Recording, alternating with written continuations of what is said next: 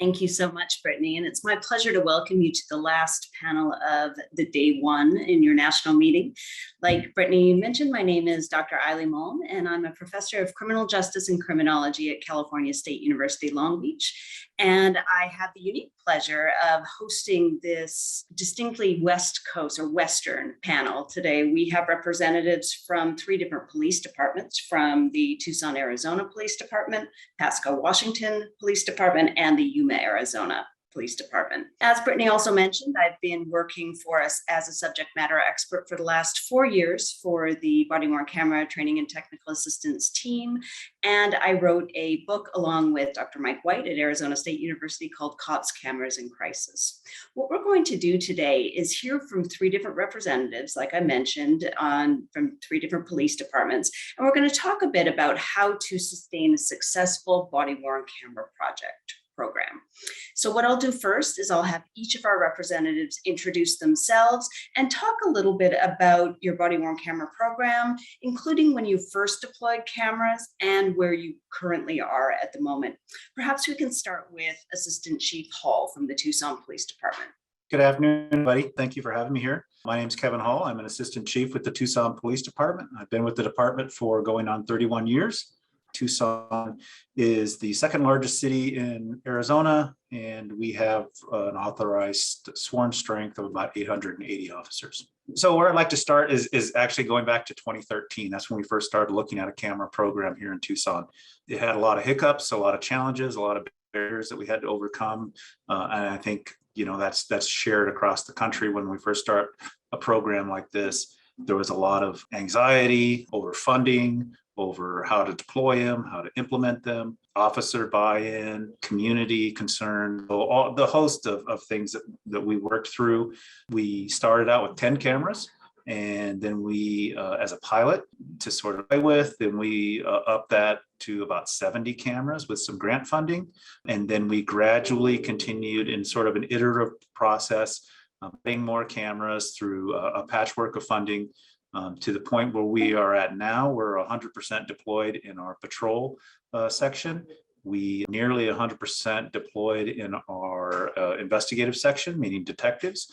And so currently the only sworn folks in the Tucson department who don't routinely have issued or assigned a camera or commanders, people of rank lieutenant or above. Other than that, we have continued to operate with our vendor and a variety of upgrades to both on the camera side, the hardware side, as well as our storage side. And I think, and we might get into this a little bit later, the storage side is where we saw some of our biggest challenges. And I think anybody who hasn't implemented a program yet has got to pay a lot of attention to that storage side, because that's the elephant in the room. And that's it for me. Thank you so much, Assistant Chief.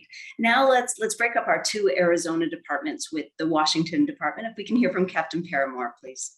Hello, my name is Bill Parramore. I'm the patrol captain with the Pasco Police Department. In 2015, we had a critical incident that received some national scrutiny for an officer-involved shooting that kind of started our path down for a body-worn camera program. We had to take part of a statewide governor's task force to start to work on the framework for a law that would govern body-worn cameras, which includes retention and a couple other things. In 2018, in the fall of 2018, is when we first implemented our body-worn camera program, partly due to the fact that we also received a community grant that kind of helped kick it off for us. Initially, we had only had the patrol officers get body-worn cameras, and since then we've expanded to the entire department. We are 100% minus command staff. Has been fully implemented. We're actually on our second iteration for technology, and like the deputy chief from Tucson brought up, storage for us was one of our big initial hurdles, and we have since rectified that issue. Also, Washington State's a little unique with some of our public records retention. We were kind of a pilot with that. And then as of last year, a new law was passed basically mandating it statewide for the body-worn camera program. My phone's been ringing a lot, answering questions from other organizations trying to implement similar programs. That's about it for us. Great, thank you so much. And now let's hear from Mr. Rodriguez. Hello, everybody. My name is Adrian Rodriguez, and not too long ago, I was riding your shoes, implementing our first phase of our body-worn camera program rollout. We rolled out our first phase back in October of 2020. We rolled out a total of 77 cameras actually, and immediately outgrew it. So an immediate need for more cameras was there.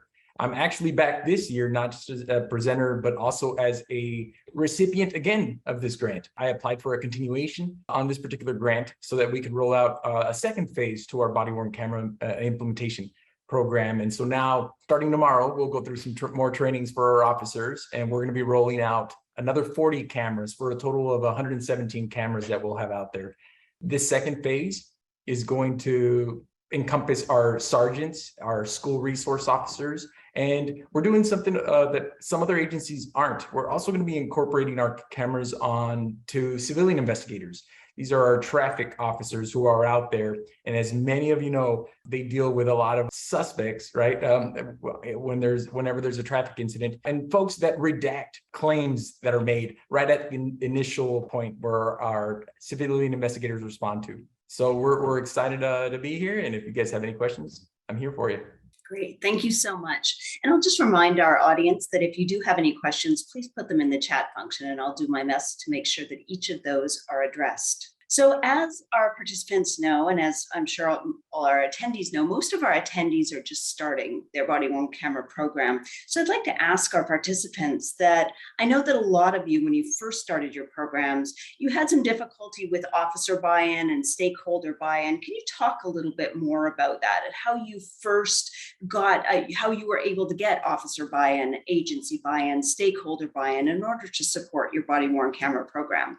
Perhaps I can start with Captain Parramore. One of the first things that you do, we come from a state that has a lot of collective bargaining units, and our city has the Pasco Police Officers Association. And so the very first thing that we had to do was meet with our union president and really start to hammer out some of the concerns that they had. Of course, I think for most agencies, the concerns is that quote unquote big brother is now going to be watching everything that I'm doing, and I'm going to be receiving additional scrutiny that maybe I wasn't receiving with just a dash cam video that we had prior. We were very, very specific about how we wrote the policy that relates to body-worn cameras, and that we specifically would not be doing any fishing expeditions. You have to back that up. So as we've gone through now and had them for 4 years, we haven't had any issues with anyone in the department about us going on fishing expeditions. As far as community stakeholders and partners, one of our big, we had to renegotiate a contract with our school district for our SRO program. There was some concerns there about us filming children while in school. We were able to put their mind at ease. We renegotiated the contract. It's only on during enforcement issues or activities, and they were happy with that. And then lastly, I think for another stakeholder that we had to deal with was the hospital. Of course, we're in the emergency rooms a lot, dealing with patients suspect that we bring in that are now patients. And there was some concern about when things are videoed in hospitals. As you know, we're dealing with belligerent suspects at times during the medical clearing process for us. And so we just were very specific with the hospital that a lot of that stuff would be redacted if anything had to go out from a public records request. And so overall, there was a lot of collaborative reform that kind of took place between our inside the department and also with our community stakeholders. Thank you so much. Mr. Rodriguez, can you tell us a bit about how you were able to get officer buy-in and stakeholder buy-in? Yeah, great. I missed in my intro to tell you a little bit about myself. So I've been working for the Yuma Police Department for about 20 years now.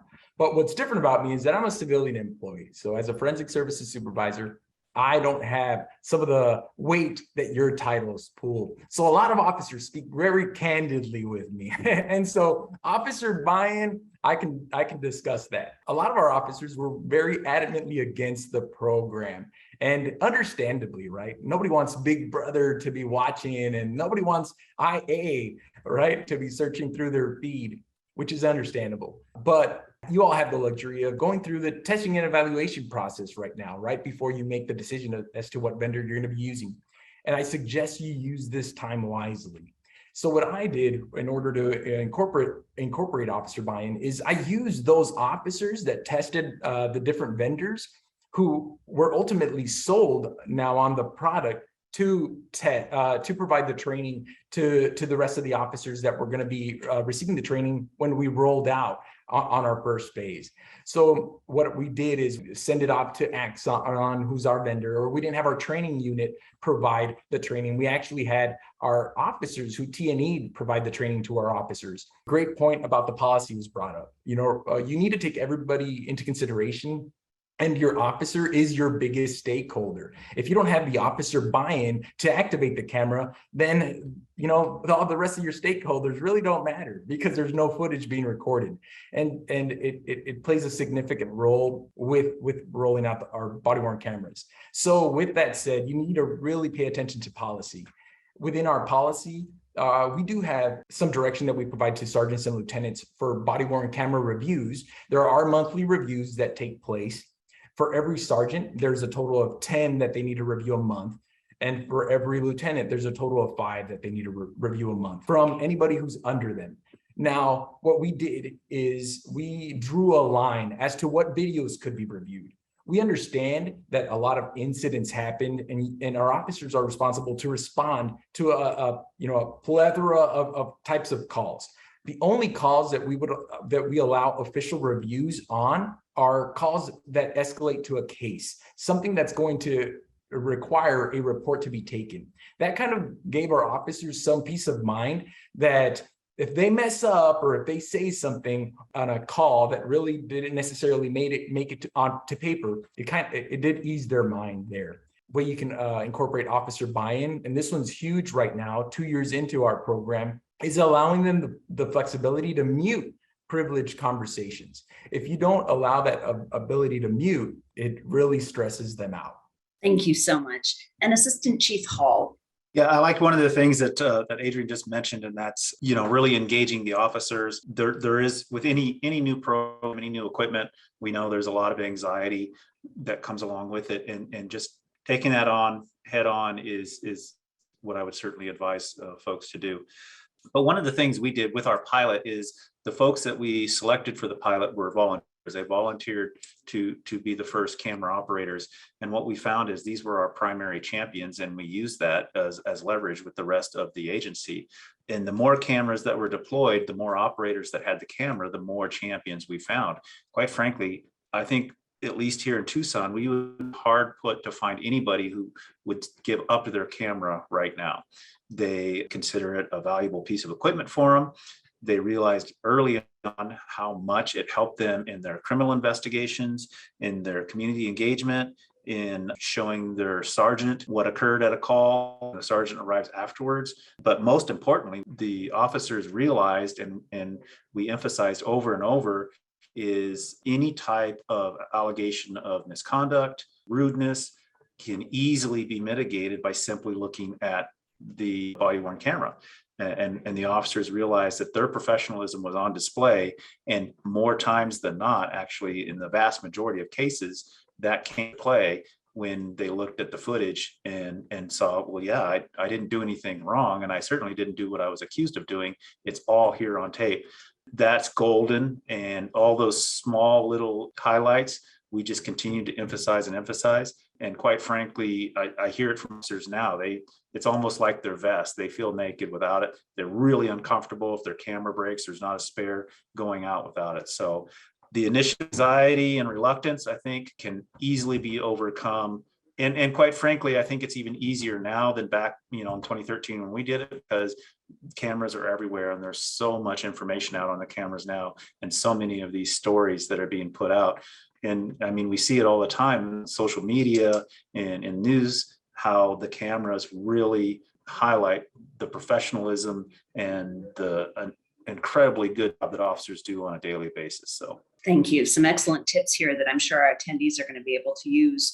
Can you tell me what 1 or 2 primary elements that have helped your agency sustain a successful body-worn camera program? And let's go first to Mr. Rodriguez. Definitely the funding, definitely the funding from this grant. I won't count that as a 1, but it's definitely been very crucial for our administration to move forward with implementing more camera systems. But at the end of the day, it really does come down to council support, right? Our community is very supportive of the program. They are using it. You will find out that as soon as your community finds out that you have body-worn cameras and that they are recording, the public records requests will flood in, and the community is very supportive of it. I think that provides a sense of job security for those working the program. And so there's definitely going to be, this program isn't going away. It's going to be sustained throughout.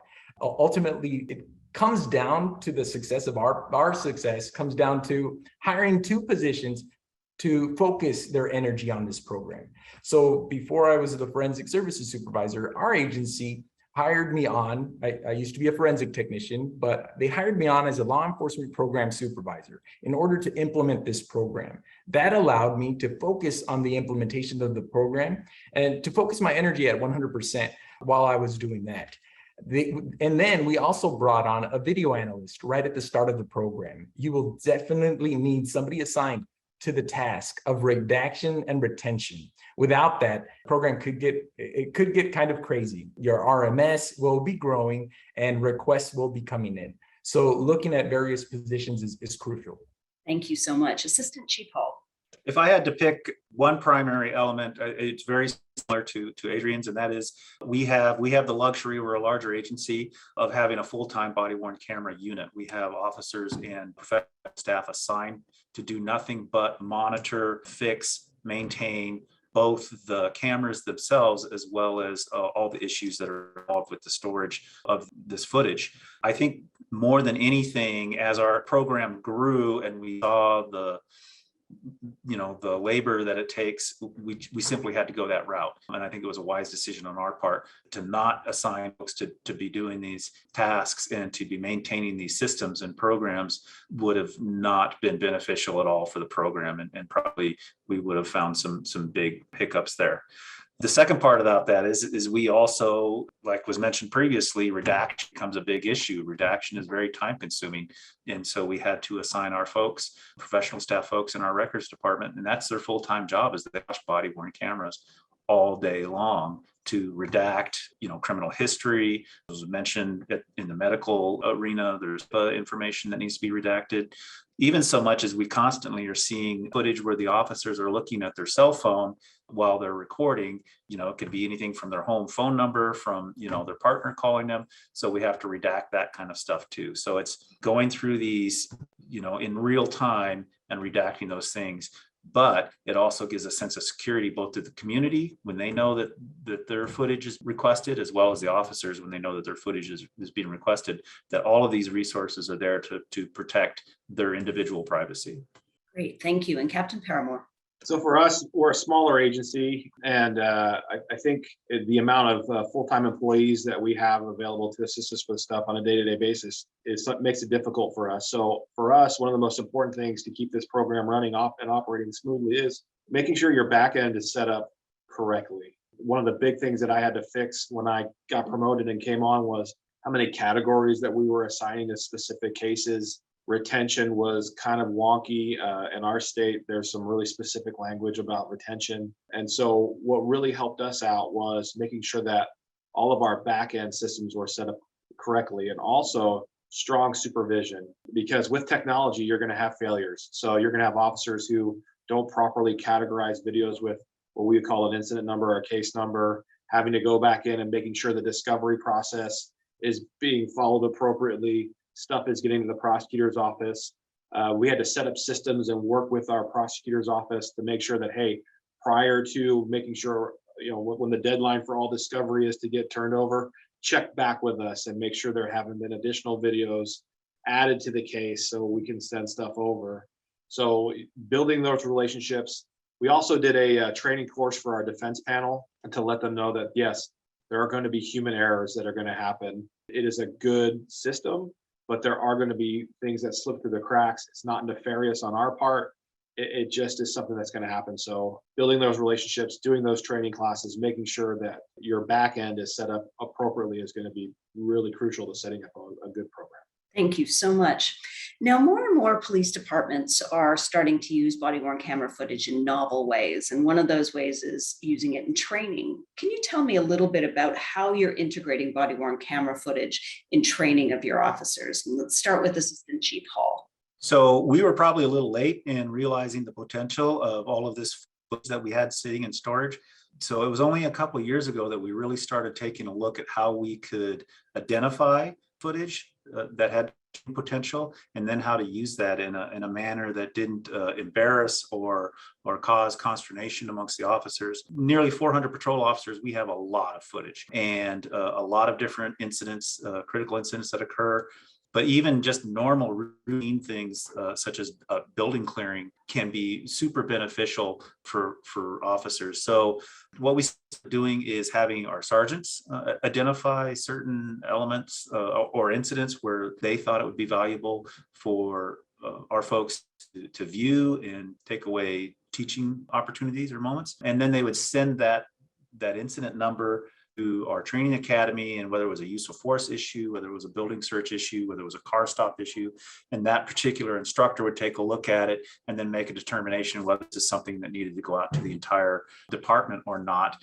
And then it would edit it appropriately, being sensitive to victims who might have been present, complainants, and that type of thing. One of the things we're trying to do now with our vendor is a replay coaching module where the officer can self-identify an incident where they feel like maybe they need some improvement, or things didn't go the way they wanted, or they didn't quite understand how the call ended up the way it did. They can tag the video, send it to their supervisor, and then ask for a subject matter expert, probably from the academy, to take a look at it, and then come and meet with them one-on-one and work through that incident and what they could have done better, what they didn't do right, or maybe it wasn't as bad as they thought. And they said, no, you followed your training completely.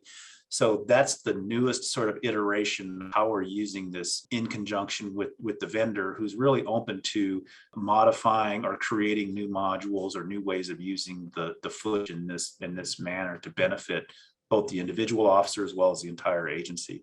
There's a lot of potential here, and I would encourage anybody who takes on a new program to think about that from the very beginning. How do we leverage all of this data that we're storing to the benefit of the agency? Great, thank you. Captain Parramore, can you tell us a bit about how your agency might be using body-worn camera footage in training? So one of the big things that we're using it for right now is remedial training. What we do as an agency for every reportable use of force, and then also during our pursuit critiques, we'll meet with the on-duty supervisor who was over that, and then we'll review it. And then based off of what we see during that command officer critique, we will set up or assign remedial training for that officer and or crew. I kind of look at it like, I tell my guys, because they get a little nervous when we do these, but I tell them it's kind of like a football coach, win or lose a game after it's over with. You're gonna review the game footage, and sure, the wide receiver, when he ran the route that he did and caught the football and got the first down, the coach is always looking like, well, what if he would have done this differently? Maybe he would have scored on that play instead of just getting the first down. And so kind of how we're looking at it is how can we improve, not from a gotcha moment or you're in trouble for what you did, but it's more of a how can we do it better? And if we find that it's beneficial for the department, we'll push it out during either one of our training days, or we'll hit the shift briefings for a quick video. And we're finding it to be very successful with, and the guys really appreciate the fact that we're not picking on them, but it's more how do we get better? Great, and I love the football analogy. Mr. Rodriguez. Great.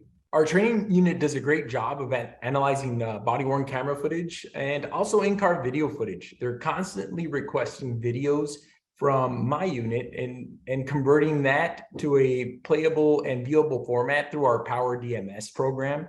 It's constantly being uploaded and pushed out to our officers to review. We've also taken our officer-involved shootings a little bit of a step further, and we've assigned somebody who has the knowledge of our SWAT knowledge to roll out to briefings and provide a detailed description as to what our officers are viewing up on the screen. So we will play back that footage for our officers, because really most of the questions that happen when an officer-involved shooting happens in-house. I know that the community has a lot to do with it, and we also want to roll the video footage out to the community at a certain point, but it's our officers. Our officers have a ton of questions. They have training questions. They have just questions in general as to what happened. So we try to roll it out to our staff as fast as we can.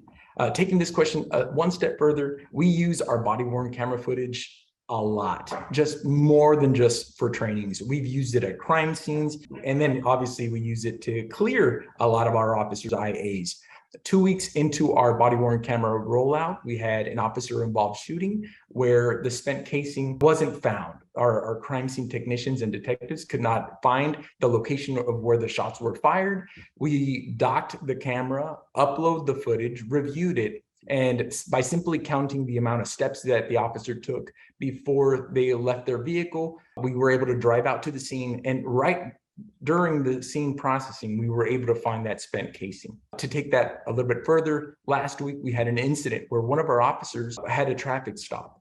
That individual, the suspect, ends up fleeing from the officer, but not before the officer kind of lunged into the window and then got thrown out of the vehicle. So it was kind of a major incident for us. We immediately grabbed the body-worn camera footage, docked it, and had still images released of not only the vehicle description, the plate, and the suspect picture within 30 to 35 minutes of the incident happening.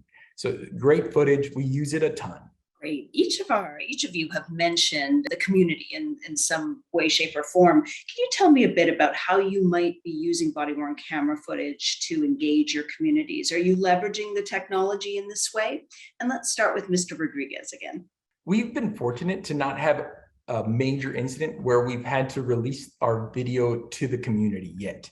Something that I'll add is we're kind of following the path of the Phoenix Police Department. We've started a officer redaction program for that time when we do have to release video footage to the community. And what we've done is we've been able to, through the courts, lock our officers' identifying information, so their MVD data. And we have a spreadsheet of all of the officers that decided to participate in that officer redaction program, so that when we do have to release video footage through our social media, or even if we're releasing it through a public records request, we're able to blur out officers' faces.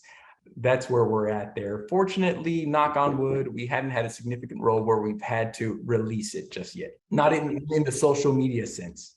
Thank you. Assistant Chief Hall, can you tell us a bit about how you might be using body-worn camera footage to engage your community, or how you interact with the community when it comes to body-worn camera footage? Sure. And this is one of the areas where I think we probably, again, are late to the game and realizing the potential of what this footage can do for both community engagement and relationship building with your community members. One of the things we did way back, I think 2017, we started a rollout in naloxone to all of our patrol officers. And one of the really impactful footages that we began to start seeing are these really terrifying moments where the officers are administering naloxone to somebody who is obviously not breathing, their lips are blue, they're doing CPR, and then you have these almost miraculous recoveries with the Narcan. The public sees that and understands that officers aren't out there just implementing uses of force or traffic stops or what they conventionally think that officers do, that officers are actually out there saving lives.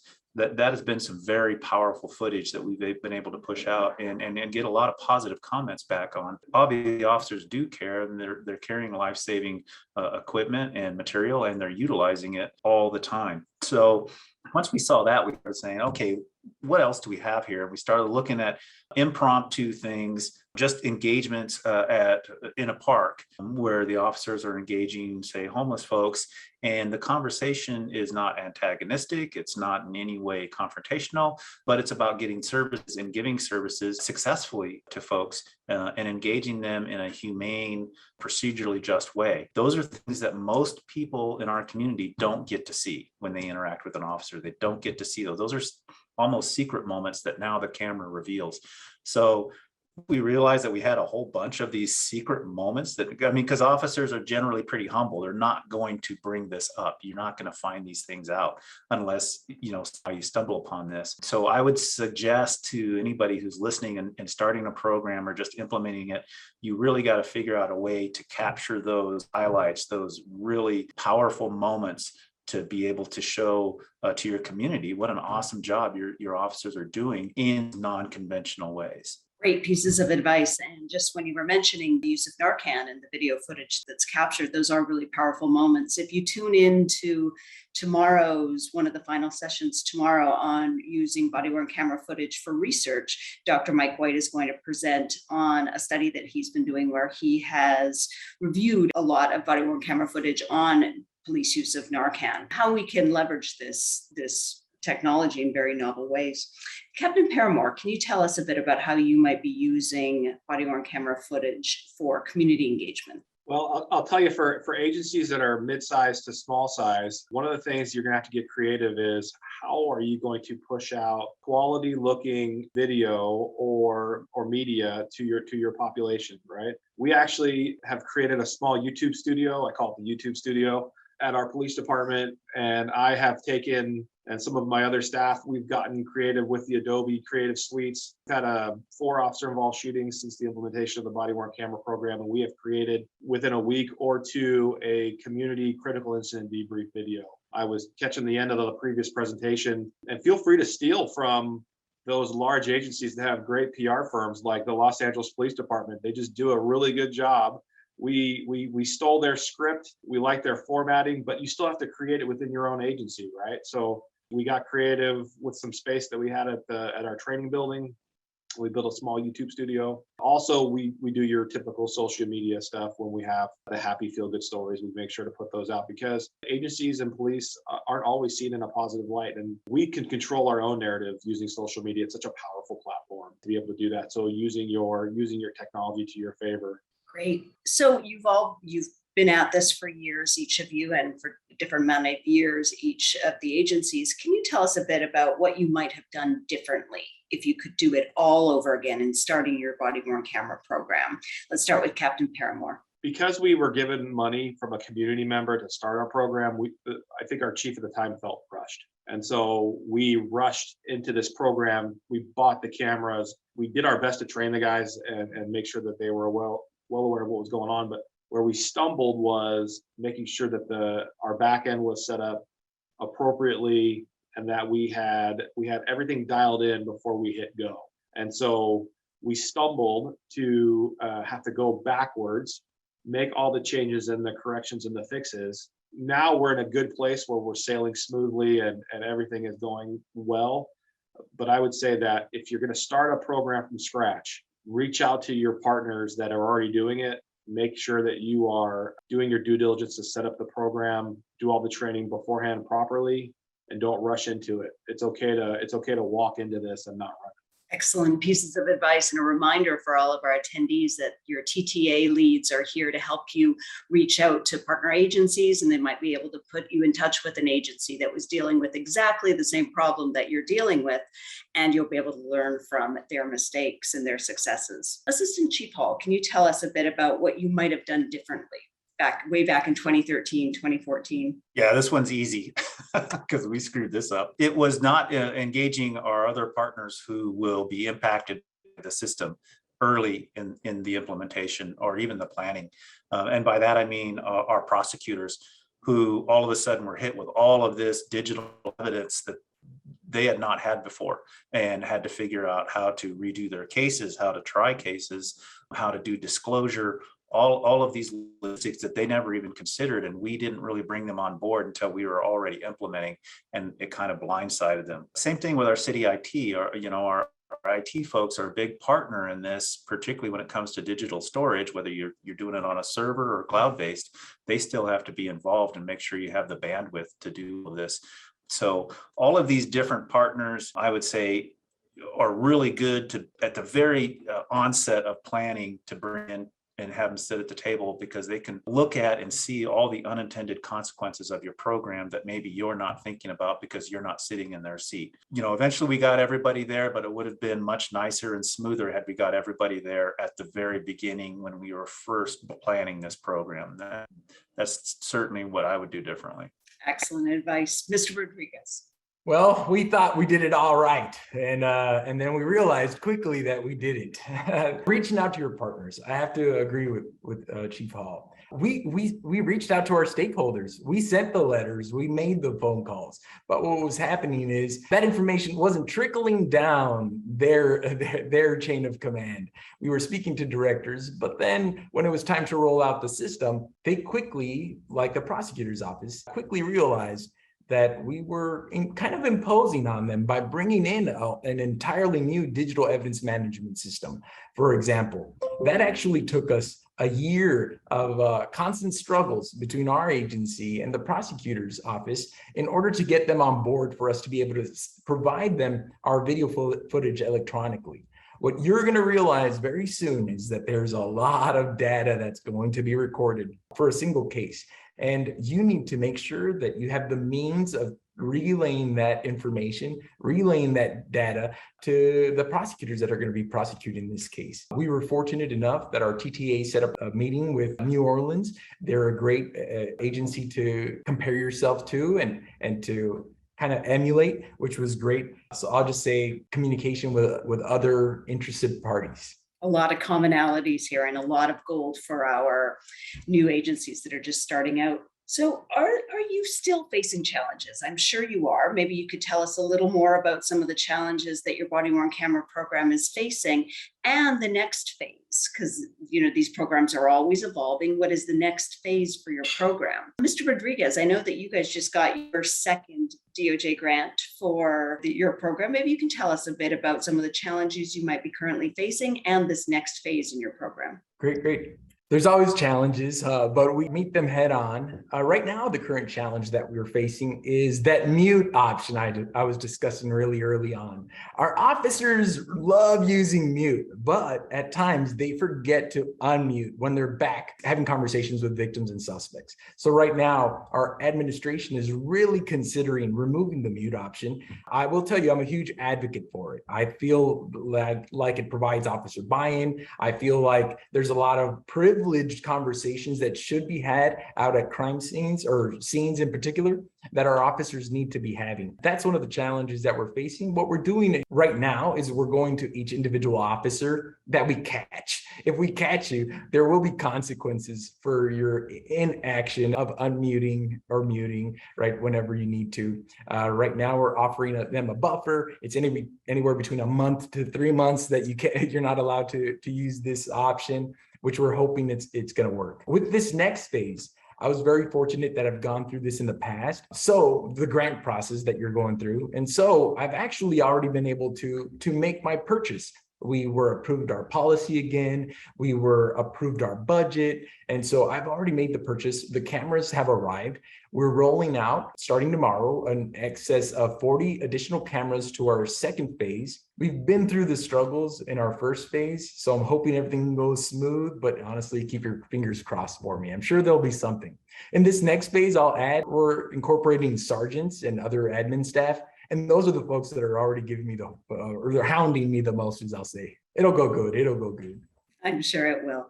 Assistant Chief Hall, can you tell us a bit about some of the challenges you might still be facing or the next phase of your program? How are you growing your program? Sure. I mean, the mute is always going to be an issue. One of the things we are currently exploring, we've actually just rolled out to the entire agency with our vendor, is a Bluetooth option. So anytime they unholster either their firearm or a taser, their camera automatically activates and they'll have to unmute. We're also looking at another option where as soon as they get out of a vehicle, their car, the camera automatically activates, and then if it's not a call for service or something, they'll have to remember to mute it again. The technology moves so fast that you constantly have to be aware of it.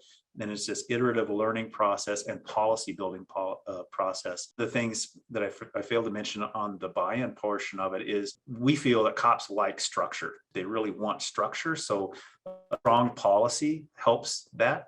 If they see it in black and white and they say, okay, here are the parameters I get to work in, I'm comfortable with that. So we're always modifying our policy with the technology as it moves forward, like the Bluetooth options. We're also exploring with the vendor automatic translation, voice translation as they're engaging people, so that when we're doing a playback, not only are you looking at the video, but you're looking at a transcript of what is being said as well. The other thing we're looking at is integrating the RMS system with the body-worn camera system so that officers can view their body-worn camera as they're writing their report, if they so desire. There is some controversy around that, and that's one of the other challenges that I wanted to mention real quick is there is this ongoing debate across the country that when involved in a critical incident, before the officers get interviewed administratively, do they get to look at their body-worn camera or not? So we have taken a strong stance that they do not get to look at it before their interview. After their interview, they get to look at it and then go back and clarify anything in the interview that they feel they need to clarify after seeing the body-worn camera footage. That's a challenge as well.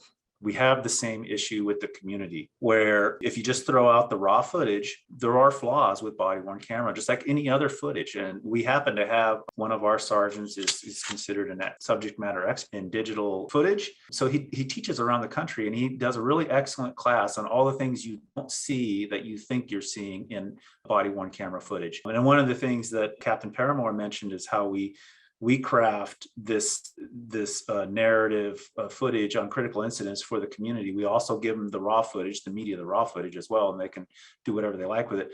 But with the knowledge of this sergeant and what the limitations are with pixelation of the camera, the frame speed, all of the different things that go into this, we can show how it isn't always what you think it is.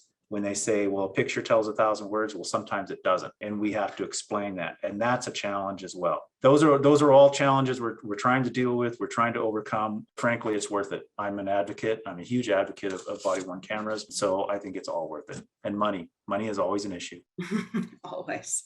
Thank you so much. And to wrap us up, as we're coming to the close of the session, Captain Parramore, can you tell us a little bit about some of the challenges you're currently facing in Pasco? So I think the guy said it before, but I'll just kind of echo it. It's humans and technology. Those are our two biggest issues. So you're always going to have problems with cameras not being on when they should be on, or guys get into a scrum and they're arresting someone and the button that turns it off got pushed as they're wrestling with the guy and where's your camera footage? You just have to be aware that you may have to answer some tough questions or explain why things happen. As far as the technology goes, the police officers that are joining us now have the latest operating system downloaded in their brain. Right, they're at the most update Microsoft product when they get out of the academy. So the challenge is the older generation of police officers that never had to do it before, and trying to remember every time they get out of the car they have to turn this thing on.